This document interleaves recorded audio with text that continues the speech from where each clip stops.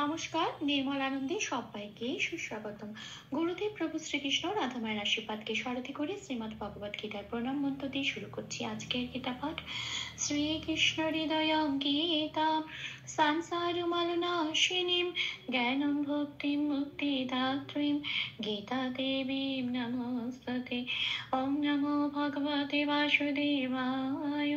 ওম নমো ভগবতে বাসুদেবায়। ওম নমো ভগবতে বাসুদেবায়।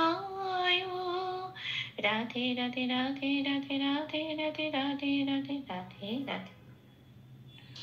শ্রীমদ্ ভগবত গীতা দ্বিতীয় অধ্যায় শ্লোক নাম্বার 45। ত্রৈগুণ্য বিষয় বেদাঃ নিস্ত্রৈগুণ্য ভবার্জুন নির্দ্বন্দ্ব নিত্যসত্ত্বস্থঃ নির্যোগক্ষেম আত্মবান। আচ্ছা, এখানে ত্রৈগুণ্য বিষয় বেদা এইটুকুই হচ্ছে প্রথম লাইনের প্রথম পাঠটুকু। এটা আমি বাংলায় বললাম, এবার দেখি এটাকে কিভাবে সংস্কৃততে উচ্চারণ করব। সেজন্য একটু প্লাস প্লাস দিয়ে বাংলা হরফে সাজিয়ে নিয়েছি। চান্টিং এর চলনী সুবিধার জন্য কিছু কিছু জায়গায় লাল দিয়েছি। যে যে জায়গাগুলো লাল দিয়েছি সেই জায়গাগুলো চান্টিং এর চলনের সময় উচ্চারিত হবে না। ঠিক তার উপরের ব্র্যাকেটে যে অক্ষরগুলো দেওয়া আছে সেগুলোই উচ্চারিত হবে। আচ্ছা, এবার দেখি কি করে সংস্কৃততে উচ্চারণ করব। ত্রৈগুণ্য, ত্রয়টা যেমন আছে তেমন রাখলাম, গুটাও যেমন আছে তেমন রাখলাম। যন্ত্রের নয় জফলাতে একটু লাল দিয়েছি জফলার উচ্চারণটা বোঝানোর জন্য। পাশের ক্যালেন্ডারে 1 নম্বরে তালিকাভুক্ত করে দেওয়া আছে জয়ের উচ্চারণ হর্ষই প্লাস অন্তস্থ ইয়। তো এখানে আমি উপরের ব্র্যাকেটে হর্ষই প্লাস অন্তস্থ দিয়েছি। এবার এটাকে নয়ের সাথে পড়িয়ে দিতে হবে। নয়ের সাথে এই জফলাটা পড়িয়ে দিলে কি উচ্চারণ বেরিয়ে আসে? নয় হর্ষই অন্তস্থ নিয়। ঠিক সংস্কৃততে সেই উচ্চারণটা হবে ত্রৈগুণ্য। আচ্ছা, বিতে আমি একটু লাল দিয়েছি। বয়ের উচ্চারণ 2 নম্বরে তালিকাভুক্ত করে দেওয়া আছে ও প্লাস ওয়া, ঠোঁটটা খুলে বলতে হয় ওয়া। এবার এখানে যেহেতু বি আছে উপরের ব্র্যাকেটে তাই দিয়েছি ও প্লাস হর্ষই, তাহলে উচ্চারণটা কি হবে সংস্কৃততে? উই।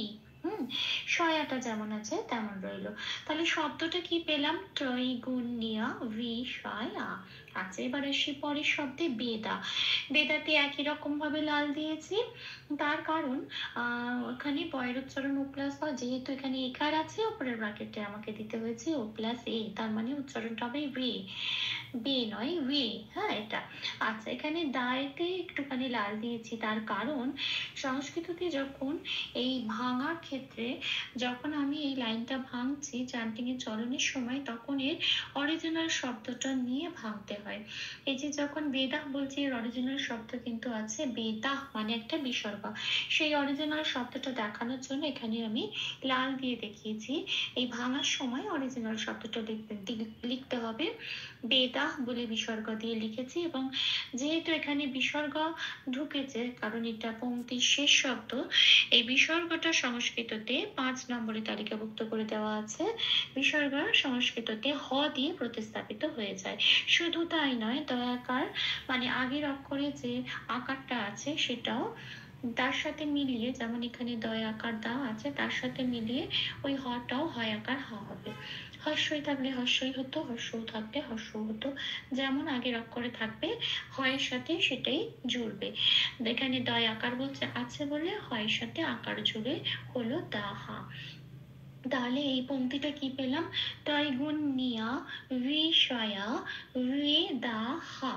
আচ্ছা, এবার আসি পরের পাঠে নিস্ত্রৈগুণ্য ভবার্জুন। এটা আমি বাংলায় বললাম।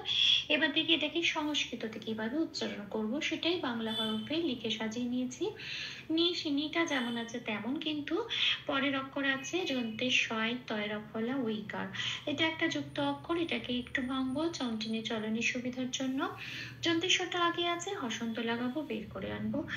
যন্ত্রের শয় হসন্ত লেগে গেছে, এখন এটা অর্ধ স হিসেবে উচ্চারিত হবে। তার মানে কি আগের অক্ষর যন্ত্রের নয়ের সাথে জুড়ে উচ্চারিত হবে নিশ। তয়ের অফলা ওইকারটা পড়ে রইল যেমন আছে তেমন। গয় হয় সগুটাও যেমন আছে তেমন পড়ে রইল। আচ্ছা, আচ্ছা, এখন নয় জফলা ওকারে আমি লাল দিয়েছি জফলার উচ্চারণ বোঝানোর জন্য। 1 নম্বরে তালিকাভুক্ত করে দেওয়া আছে জফলার উচ্চারণ হস্যই প্লাস অন্তস্থ। এখানে আছে জফলা ওকার, সেই জন্য উপরের ব্র্যাকেটে দেওয়া আছে হস্যই প্লাস অন্তস্থয় ওকার। এইবার এটাকে নয়ের সাথে পড়ে দিলে উচ্চারণটা কি আসে? নয় হস্যই অন্তস্থয় ওকার নিয়। সংস্কৃতে উচ্চারণটা নয় জফলা ওকারের ঠিক সেরকম হবে। তাহলে শব্দটা কি পেলাম? নিষ্ক্রাই গুণ নিয়। আসি পরের শব্দে ভবার জন্য। ভটা পূর্ণরূপে উচ্চারিত হবে, কারণ তলায় কোনো হসন্ত নেই। বাটা একটু লাল দিয়েছি। বয়ের উচ্চারণটা কিরম হবে? ও প্লাস আ। যেহেতু বয় আকার আছে তাহলে হবে ওয়া। আচ্ছা, এখানে বর্গে জয় হস্যতে রেপ আছে, পাশে 3 নম্বরে তালিকাভুক্ত করে দেওয়া আছে।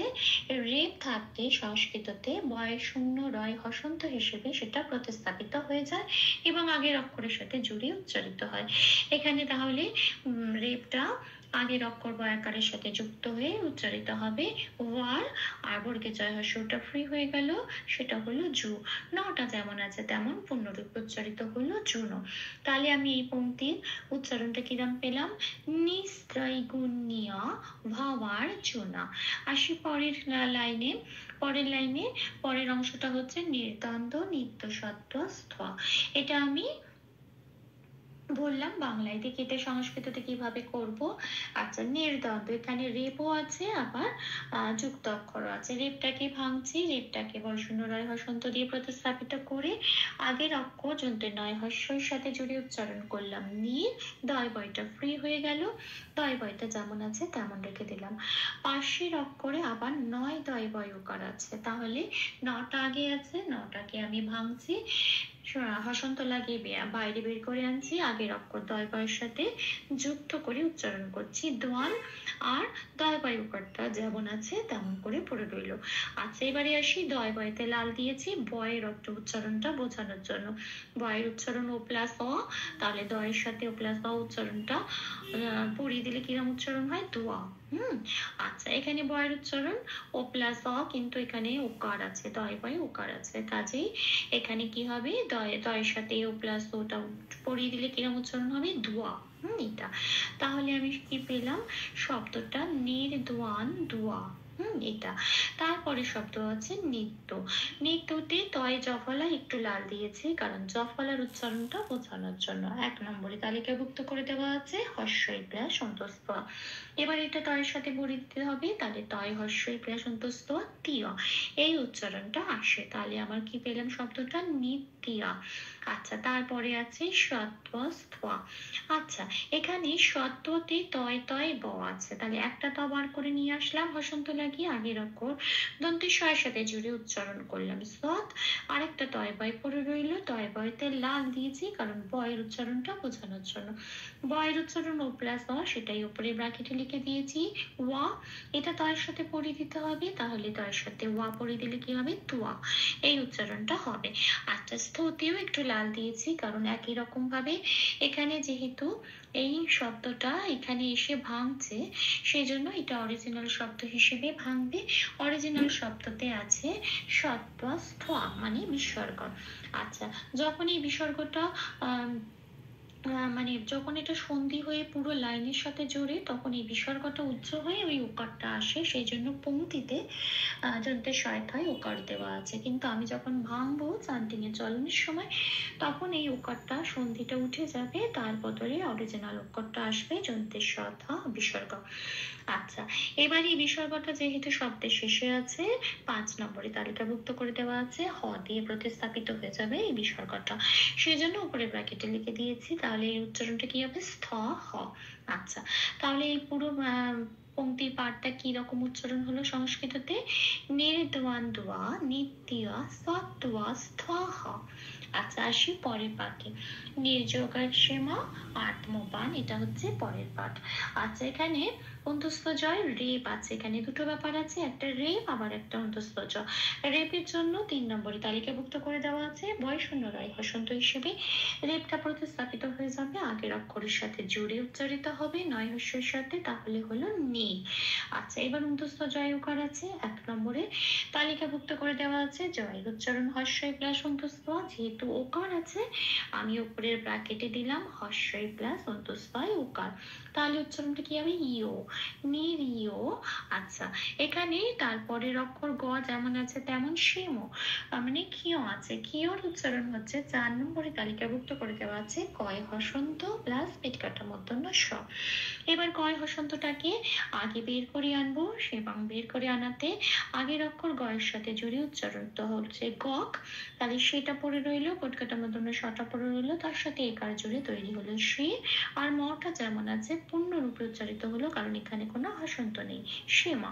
তাহলে আমি শব্দটা কি পেলাম? নি ইয় গক সেমা, এটা। আচ্ছা, তারপরে শব্দে আসি আত্মবান। আত্মবানে তয়ময় আছে, এটা একটা যুক্ত অক্ষর, এটাকে ভাঙছি, তটা আগে আছে, হসন্ত লাগালাম, তটাকে বার করে আনলাম, আগের অক্ষর আয়ের সাথে জড়িয়ে উচ্চারণ করলাম আত। আচ্ছা, এবার মটা যেমন আছে পূর্ণরূপে উচ্চারিত হলো। বয় আকারে একটু লাল দিলাম, কারণ ও প্লাস আ, বয়ের উচ্চারণটার জন্য আকার আছে বলে ও প্লাস আ দিলাম, তাহলে হলো ওয়া। আর নয় হসন্তটা তো শ্লোকেই আছে, কাজেই নয় হসন্ত আছে মানে এটা অর্ধ নয় হিসেবে উচ্চারণ হবে। অর্ধ নয় হিসেবে উচ্চারিত হওয়ার মানে আগের অক্ষর বয় আকারের সাথে জড়িয়ে উচ্চারিত হবে, আত্মবান। হ্যাঁ, তাহলে আমি এখানে কি পেলাম? এই পংক্তিটায় নিরিয়োগক শ্রেম আত্মবান। ভুল ত্রুটি ক্ষমা করে দেবেন, অনুশীলনের সুবিধার জন্য 3 বার করে চান্ট করে দেওয়ার চেষ্টা করলাম। त्रैगुण्य विषय वेदाः निस्त्रैगुण्य भवार्जुन निर्द्वन्द्व नित्वसत्त्वस्थः निर्योगक्षेम आत्मवान्। त्रैगुण्य विषय वेदाः निस्त्रैगुण्य भवार्जुन निर्द्वन्द्व नित्वसत्त्वस्थः निर्योगक्षेम आत्मवान्। त्रैगुण्य विषय वेदाः निस्त्रैगुण्य भवार्जुन निर्द्वन्द्व नित्वसत्त्वस्थः निर्योगक्षेम आत्मवान्। राधे राधे राधे राधे राधे राधे राधे राधे राधे राधे। तप्त काञ्चन गौराङ्गीं राधे वृन्दावनेश्वरी विश्वभानुसुते देवी तां प्रणमामि हरे प्रिये। প্রভু ও শ্রী রাধা মায়ের কৃপা দৃষ্টি আমাদের উপর বর্ষিত হোক। ধন্যবাদ। আপনাদের উৎসাহই আমার অনুপ্রেরণা। আমার সকল ভুল ত্রুটির ক্ষমা প্রার্থনা প্রভুর চরণে অর্পণ করলাম। ওম কৃষ্ণায় বাসুদেবায় হরয়ে পরমাত্মনে প্রণত ক্লেশনাশায় গোবিন্দায় নমো নমঃ। ওম শ্রীকৃষ্ণার্পণমস্তু। জয় শ্রীকৃষ্ণ।